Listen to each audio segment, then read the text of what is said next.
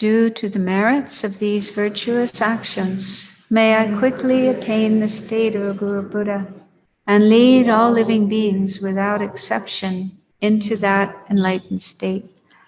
May the supreme jewel, bodhicitta, that has not arisen, arise and grow, and may that which has arisen not diminish, but increase more and more.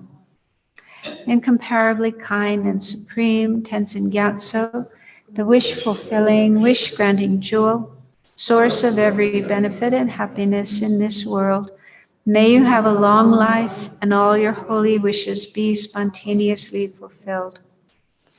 Peerless teacher and assembly of the children of the victorious ones, Shravakas, Pracheka Buddhas, victorious Losang, father and sons, together with the lineage masters, all the objects of refuge of the infinite lands, please bestow the virtue and goodness of accomplishing this prayer here and now.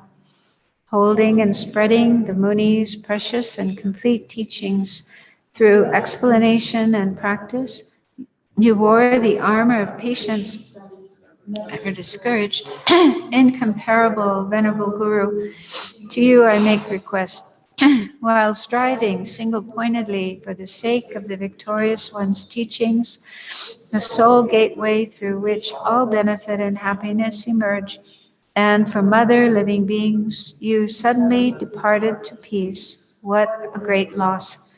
Nevertheless, through the undeceiving truth of the blessings of the ocean of the three jewels and the great waves of bodhicitta of the children of the victorious ones, may the smile of a reincarnation swiftly beam in glory for fortunate disciples.